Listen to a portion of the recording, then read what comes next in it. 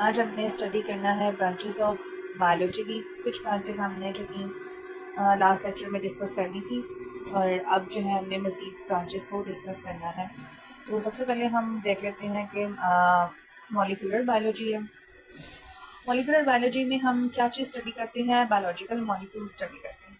ठीक है, ऐसे मॉलिक्यूल्स जो लिविंग ऑर्गेनिजम्स के अंदर पाए जाएँ। कौन कौन से पाए जाते हैं मॉलिक्यूल्स हमारे अंदर? कार्बोहाइड्रेट्स है, प्रोटीन्स हैं, लिपिड्स हैं, और क्या है? न्यूक्लिक एसिड्स हैं। अब कार्बोहाइड्रेट्स का वैसे क्या फंक्शन होता है कि हमें एनर्जी प्रोवाइड करता है। प्रोटीन्स क्या काम करती हैं? हमारी जो है वो बॉडी को बनाने में और उसको रिपेयर करने में हमारी हेल्प करती हैं। यदि कहीं कट वगैरह भी लग जाता है तो वहाँ पे जो क्लॉटिंग होती है वो प्रोटीन की ही हेल्प से होती है। और लिपिड्स क्या करते हैं? एनर्जी को स्टोर करते हैं, बॉडी को वार्म रखते हैं, और क्या करते हैं? ऑर्गन्स को प्रोटेक्ट करते हैं। और न्यूक्लिक एसिड का है जिसमें हमारे पास डीएनए आ जाता है, आरएनए आ जाता है, और ये क्या करते हैं? बॉडी के डिफरेंट इंस्ट्रक्शंस को कैरी आउट करती हैं और डिफरेंट जो है उसके अकॉर्डिंग वर्किंग परफॉर्म करती हैं। अब मॉलिक्यूलर बायोलॉजिकल मॉलिक्यूल्स की ब्रांच को जो स्टडी करते हैं ना, उन्हें हम क्या कहते हैं? Molecular biologist. तो मॉलिक्यूलर बायोलॉजिस्ट इस ब्रांच को स्टडी करने के बाद क्या करते हैं? ठीक है, उसमें वो सबसे पहले डिफरेंट लाइफ प्रोसेसेस को स्टडी करते हैं कि लाइफ प्रोसेसेस क्या है? कि ब्रीथिंग है, डाइजेशन है, रिप्रोडक्शन है, ग्रोथ है। यानी कि लाइफ के कौन कौन से डिफरेंट प्रोसेस है। यानी कि ब्रीथिंग है, कि सांस वगैरह कैसे लिया जाता है, डाइजेशन है, ये सारी चीज़ें वो क्या करते हैं? इनके बारे में स्टडी करते हैं। और फिर वो क्या करते हैं? साथ में एक ड्रग डेवलपमेंट भी करते हैं, यानी कि डिफरेंट मेडिसिन को जो है वो बनाते हैं। और क्या करते हैं? वो जेनेटिकली मॉडिफाइड ऑर्गेनिजम्स को भी जो है इसमें पार्टिसिपेट करते हैं। जेनेटिकली मॉडिफाइड ऑर्गेनिजम्स क्या होते हैं? ऐसे ऑर्गेनिजम्स जिनका जो है जीन हम अपनी मर्जी से चेंज कर दें। जैसे कि अगर हमारे पास कोई भी सपोज हमारे पास कोई भी गंदम है, ठीक है, आप गंदम समझ लें कि हमारे पास गंदम है, लेकिन जो हमारे पास गंदम है उसकी पैदावार जो है वो बहुत कम है। तो हम क्या करेंगे कि उसके जीन्स के अंदर ऐसी कोई थोड़ी सी तब्दीली लाएंगे खुद से कि वो हमें ज़्यादा से ज़्यादा पैदावार देगी। ठीक है, ये जो हमने खुद से चेंज किया ना, इस चीज़ को हम क्या कहते हैं? Genetically modified organisms. इसी तरह हम कुछ जानवर भी जो हैं उनको भी हम जेनेटिकली मॉडिफाइड ऑर्गेनिजम्स कहते हैं। जैसे कि कोई भैंसें हैं, तो वो हमें क्या है? हमें सपोज उनसे दूध चाहिए, तो वो दूध की पैदावार अगर कम करी तो हम उनमें जीन्स ऐसे डाल दें कि जिससे जो है वो दूध हमें ज़्यादा से ज़्यादा देना शुरू कर दें। तो इसे हम क्या कहेंगे? Genetically modified. नेक्स्ट हमारे पास जो ब्रांच आती है वो है एम्ब्रियोलॉजी।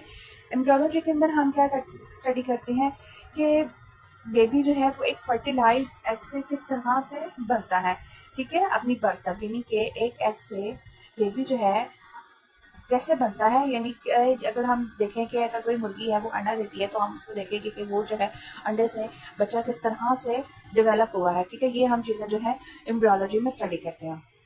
इसमें साइंटिस्ट जो है वो इस ब्रांच को स्टडी करने के बाद क्या करते हैं कि टिश्यू की फॉर्मेशन को देखते हैं कि जो है वो बच्चे के टिश्यू किस तरह से बनते हैं। फिर बर्थ डिफेक्ट्स को देखा जाता है कि पैदाइशी कौन कौन से बीमारियां उन्हें हो सकती हैं। ऑर्गन फॉर्मेशन, उनके कैसे ऑर्गन बनते हैं। फिर डिफरेंट हम मेडिकल ट्रीटमेंट्स को भी जो है इसमें इन्वेंट करते हैं कि अच्छा इसका ट्रीटमेंट ये हो सकता है, ये है जो इस बर्थ डिफेक्ट का ट्रीटमेंट ये हो सकता है।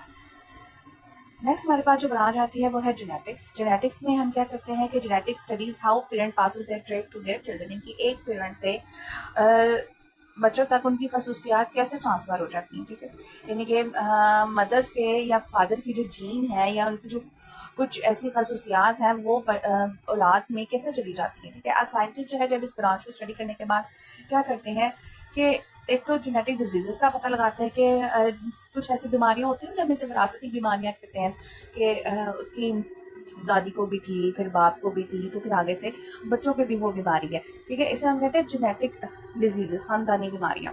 तो इनके बारे में साइंटिस्ट पर स्टडी करते हैं और क्या करते हैं? Better varieties of plant and animals. और इस तरह से हम क्या है कि एक अब जानवरों और पौधों की हम अच्छी वैरायटी भी बना सकते हैं इस ब्रांच को स्टडी करते हुए।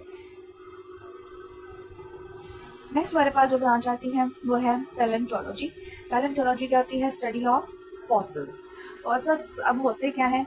रिमेन्स और traces of ancient plant and animal, यानी कि बहुत पुराने जानवरों के और पौधों के बचे कुचे चीज़ें। ठीक है, अब साइंटिस्ट पैलेंटोलॉजी को पढ़ के क्या करते हैं? उसमें हम वो एवोल्यूशनरी हिस्ट्री को फाइंड आउट करते हैं बेसिकली। अब एवोल्यूशनरी हिस्ट्री क्या होता है?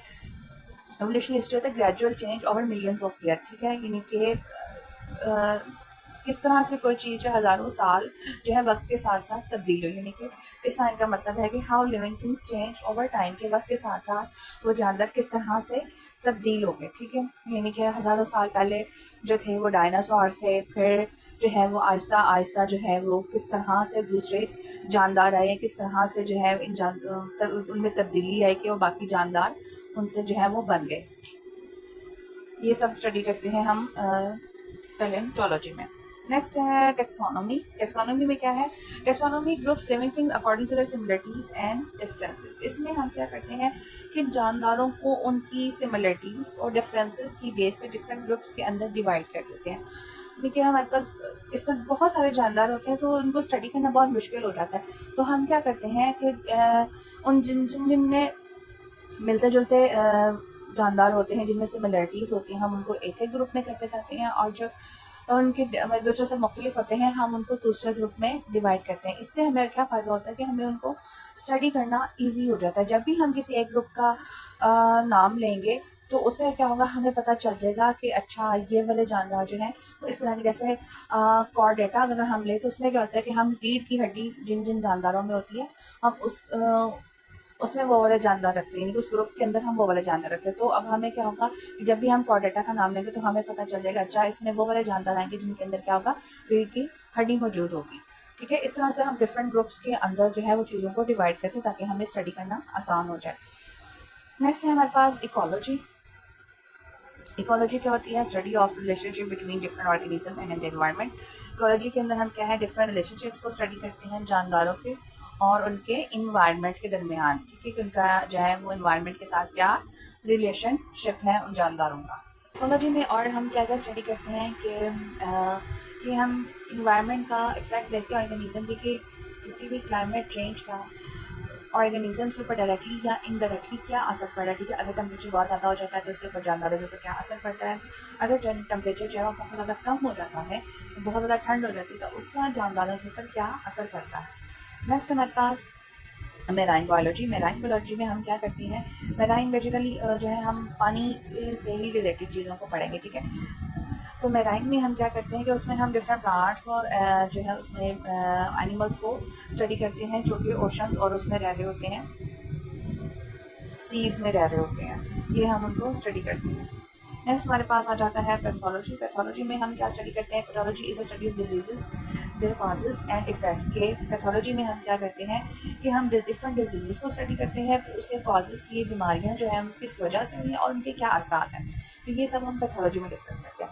इम्यूनोलॉजी हमारे पास, इम्यूनोलॉजी में हम क्या करते हैं, ये हमारे पास क्या है कि हाँ इम्यून सिस्टम जो है वो किस तरह से वर्किंग परफॉर्म करता है। ठीक है, इम्यून सिस्टम जो है वो किस तरह से वर्क करता है, और जो है इम्यून सिस्टम होता है बेसिकली हमारा एक डिफेंस सिस्टम। ठीक है, जो हमारी बॉडी को डिफरेंट जर्म्स से प्रोटेक्ट करता है। ठीक है, तो उसे हम कहते हैं इम्यून सिस्टम, और इसे हम दूसरे वर्ड्स में डिफेंस सिस्टम भी कहते हैं। ठीक है, जैसे हमारे पास वाइट ब्लड सेल है, तो कोई भी बैक्टीरिया या कोई भी ऐसी चीज़ हमारे पास बॉडी के अंदर दाखिल होती है तो हमारी जो बॉडी है ऑटोमेटिकली उसके अगेंस्ट जो है वो लड़ना शुरू कर देती है। ठीक है, जैसे कोई बैक्टीरिया हमारी बॉडी के अंदर आया तो वाइट ब्लड सेल्स क्या करेंगे, उनसे जो है वो लड़ना शुरू कर देंगे, तो हमारी बॉडी को उनसे प्रोटेक्ट करेंगे। तो इम्यूनोलॉजी में हम क्या स्टडी करते हैं, इसी तरह इम्यून सिस्टम को ही स्टडी करते हैं कि वो डिफरेंट बैक्टीरिया या डिफरेंट जो है वायरसेस के अगेंस्ट किस तरह से लड़ता है और हमारी बॉडी को किस तरह से डिफरेंट डिजीज़ से प्रोटेक्ट करता है। फिर हमारे पास आती है फार्माकोलॉजी। फार्माकोलॉजी जो है इसमें हम डिफरेंट ड्रग्स को स्टडी करते हैं और उनका इफेक्ट देखते हैं बॉडी के ऊपर, यानी कि हम फार्माकोलॉजी में हम दवाइयाँ बनाते हैं और उन दवाइयों को हम एक तो स्टडी करेंगे, ठीक है, कि वो दवाइयाँ किस लिए यूज़ होती हैं और उन दवाइयों का हमारी बॉडी के ऊपर क्या असर पड़ता है, तो ये हम जो है फार्माकोलॉजी के अंदर स्टडी करते हैं। तो आप लोगों की जो ब्रांचेस हैं वो सारी की सारी जो है अब कंप्लीट हो गई हैं, और नेक्स्ट जो है वीडियो में हम अगले टॉपिक के साथ मिलते हैं।